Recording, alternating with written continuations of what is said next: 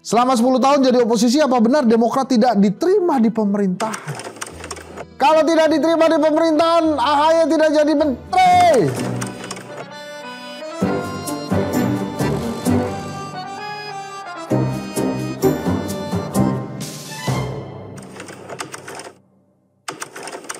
Ini ya, kalau kita lihat gambar ini oke juga nih. Bung Karno, anaknya Bu Megawati, terus anaknya Mbak Puan. Pak Jokowi, anaknya Mas Gibran. Ada lagi anaknya, ini ada nih, Mas Kaisang. Katanya kemarin ngilang, ini ada fotonya.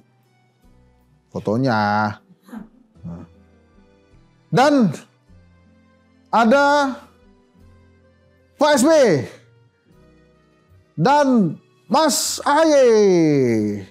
Baru ulang tahun Pak SBY. Kamu ndak sendirian ya, karena 9 September kalau saya nggak salah ulang tahunnya ya, bersamaan dengan ulang tahunnya Partai Demokrat. Selamat ulang tahun. Ya, kita bahas Pak SBY aja deh. Pak SBY ini seru bener nih. Kemarin tuh ya waktu pidato ya.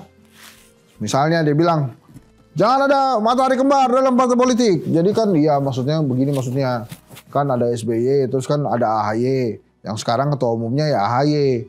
Jadi ya nurut-nurutlah ke AHY karena AHY ketua umumnya. Bahkan Pak SBY bilang begini, saya udah 5 tahun nih nggak ke DPP. Sekarang sudah indah betul. Wah itu luar biasa. Memang Pak SBY itu kata-katanya memang indah-indah lah ya. Mendayu-dayu gitu. Tapi sebagai Presiden Indonesia selama 10 tahun, saya harus acungi jempol. Karena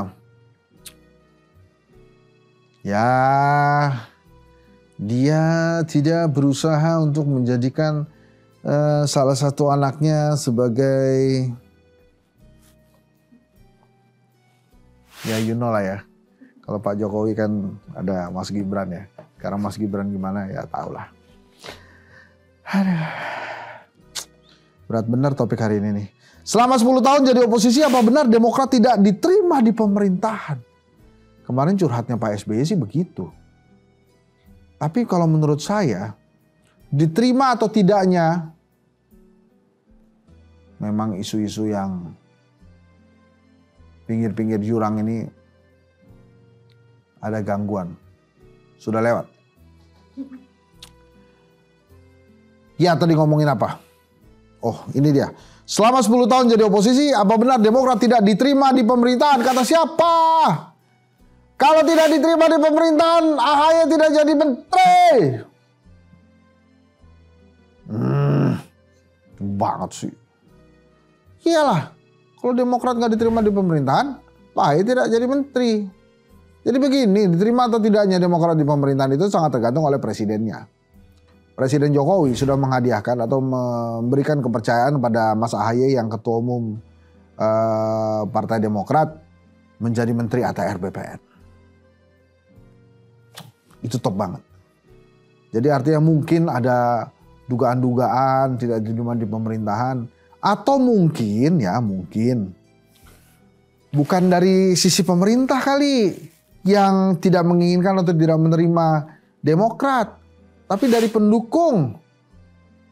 Karena sudah happy, sudah bangga, sudah percaya bahwa memang Demokrat lebih bisa berkontribusi pada saat berada di luar pemerintahan. Makanya begitu Demokrat masuk, banyak yang gak suka. Tapi gini ya, kalau di luar pemerintahan itu disukai, ya harusnya Partai Demokrat dan PKS kursi di legislatifnya nambah. Seperti misalnya ada reward atau penghargaan buat PDI Perjuangan yang berada di luar pemerintahan semasa zaman Pak SBY. Itu kan dapat reward dari masyarakat, dapat penghargaan dari masyarakat. Kursi di DPR nambah, Pak Jokowi kadernya PDI Perjuangan jadi presiden. Iya waktu itu masih jadi kader, gak usah ditanyain. Kan ngeri jelasinnya. Sekarang posisi Pak Jokowi dan PDI Perjuangan gimana. Tapi kan waktu itu saya cerita nih. ada penghargaan dari rakyat. Pak Jokowi yang PDI Perjuangan bisa jadi presiden. Inti pembahasannya di situ. Bukan sekarang Pak Jokowi tidak lagi bersama PDI Perjuangan. Bukan itu topiknya. Ya, saya kembali ke topik ya. Nah, jadi kalau memang berada di luar pemerintahan, ternyata nggak ada penghargaan tuh dari rakyat. Buktinya apa? Demokratnya suaranya turun. Wah, itu mungkin karena tidak bersama Garis Perubahan lagi, tidak bersama Gerakan Perubahan. Enggak gitu. Terlalu dekat jaraknya antara Demokrat tidak bersama Gerakan Perubahan dengan tidak ada reward dari masyarakat karena dia oposisi atau di luar pemerintahan. Demokrat ini memang kelihatannya DNA-nya tuh DNA di dalam pemerintahan. Seperti Partai Golkar misalnya atau partai-partai lainnya. Kalau di dalam pemerintahan, Demokrat naik kursi di DPR. Berkali-kali lipat. Nah, ini kan sekarang masuk nih ke pemerintahan Pak Jokowi, nampaknya juga akan terus bersama pemerintah Pak Prabowo. Nanti ya kita lihat di 2029 gimana tuh perolehan kursinya. Dia naik atau tetap turun. Kalau naik berarti tadi hipotesa saya benar. Bahwa Demokrat memang DNA-nya adalah DNA dalam pemerintahan. Berkuasa bersama. Kalau ternyata sudah di dalam pemerintahan tapi tetap turun perolehan kursinya. Maka tidak lain tidak bukan saya harus mengatakan itulah nasib Demokrat. Ya mungkin perlu ada presiden lagi dari Demokrat lah supaya suaranya naik. Apakah rencana kudeta Partai Demokrat lalu menjadi salah satu faktor pendukung karena Demokrat tidak diterima di pemerintahan? Maksudnya gimana sih? Oh, ya waktu itu kan ada yang berusaha membegal Partai Demokrat tuh. Tiba-tiba mengumumkan diri sebagai ketua umum Partai Demokrat. Saya tidak ingin membicarakan itu lagi. Karena nampaknya mereka berdua, Pak Muldoko dan Pak Ahy, sudah berbaik-baikan. Sudah bersama-sama merasakan kursi empuk kekuasaan. Jadi tidak ada lagi yang perlu diperbincangkan. Kok aneh ya bisa bersama-sama dengan pembegal. Bukan bersama-sama dengan pembegalnya yang menjadi catatan. Bersama-sama dengan Pak Jokowi sebetulnya. Jadi Pak Jokowi ini oke juga ya. Ada cerita pembegalan, usaha pembegalan, tapi kemudian sama Pak Jokowi disatukan juga itu. Memang Pak Jokowi itu luar biasa. Keren. Lantas apakah Partai Demokrat akan selalu berada di pemerintahan? Ya itu tadi ya, menurut saya sih kalau sangat tergantung dari hasil pemilihan legislatifnya.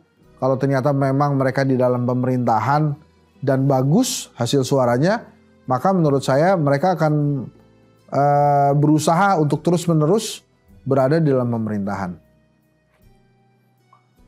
Bagaimana hubungan Anies dan Demokrat? Saya nggak ngerti yang ini ya. Tapi kalau saya pribadi, terus terang saya menyayangkan Mas Anies meninggalkan AHY sih pada saat Pilpres kemarin. Karena sebelumnya kan kalau saya sih bicaranya normatif aja. Sebelumnya kan sudah ada tanda tangan piagam tuh antara Mas Anies, Nasdem, Demokrat dan PKS. Terus kalau kemudian ternyata Nasdem mengambil keputusan sendiri bersama PKB dan Mas Anies setuju, kemudian melupakan Demokrat, saya sih menyayangkan itu walaupun Mas Anies sudah bilang bahwa lebih baik minta maaf daripada minta izin. Tapi kalau itu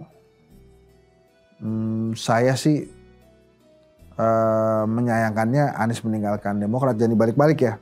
Karena menurut saya waktu itu karena udah ada piagamnya kan harusnya itu dipatuhi. Tapi udahlah itu udah lewat juga. Mas Aniesnya juga udah mau bikin partai. Jadi pertanyaan-pertanyaan kayak gini tolong jangan ditanyain di Satgas Kritik ya. Ditanyain di Aki pagi aja atau Aki malam. Itu kan biasanya narsumnya banyak ya. Kalau ini cuma saya sendiri gitu. Apakah partai politik lain perlu mengikuti langkah SBY yang menyerahkan tongkat kepemimpinan ke AHY? Nggak mungkin bos. apakah partai politik lain akan mengikuti Demokrat yang menyerahkan tongkat kepemimpinan dari SBY ke AHY. Nggak bisa diikutin karena kan SBY udah ngasih ke AHY. Mau dikasih ke siapa lagi? Kalau ada dua ya SBY dikasihnya ke Ibas. Oh, maksudnya partai politik ngasih ke yang lain itu ke ketua baru gitu. Kan udah kejadian, ada Golkar sudah menyerahkan itu ke Bahlil. Ya, selamat ya Pak Bahlil. Aduh, Pak Bahlil nih. Terus yang lain enggak sih emang. Pak Surya Paloh tetap, Zulkifli Hasan tetap, Bu Mega juga kelihatannya tetap, Pak Prabowo juga tetap ya. Mungkin akan berubah tapi mungkin juga tetap tuh PKS. PKS tuh yang nentuin Majelis Syuro soalnya. Tapi PKB Muhaimin Iskandar tetap. PBB berubah. Bukan Pak Yusril lagi kalau saya nggak salah. Jadi kalau kemudian akan mengikuti Partai Demokrat ada beberapa yang ikut, ada beberapa yang enggak. Gitu. Akankah Pak Surya Paloh memberikan tongkat estafet ke anaknya? Saya nggak tahu. Apakah Zulkifli Hasan memberikan tongkat? Nggak tahu lah, pokoknya nggak tahu lah saya udah. Ini jawabannya pertanyaannya sama nih, semuanya sama.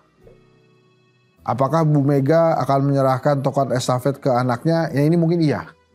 Tapi kalau yang kesiapannya nanti Bu Mega yang menentukan. Ya, udah gitu aja ya kira-kira ya. Semoga Pak SBY sehat-sehat terus. Semoga Partai Demokrat juga bisa memberikan lebih banyak kontribusi bagi kemaslahatan dan kesejahteraan rakyat Indonesia. Terima kasih. Saya Henry Satrio. Jangan lupa Satgas Kritik setiap jam 19 atau 19.30 hanya di TV One News, YouTube TV One News. Oh ya, Mas AHY kan sering blocking time. Boleh juga blocking time di Satgas Kritik ya sekali-sekali. Kita ngobrol berdua ya. Makasih. Sampai jumpa Mas AHY. Sampai jumpa semua. Sampai jumpa Mas AHY, Pak SBY. Assalamualaikum warahmatullahi wabarakatuh. Selamat ulang tahun sekali lagi.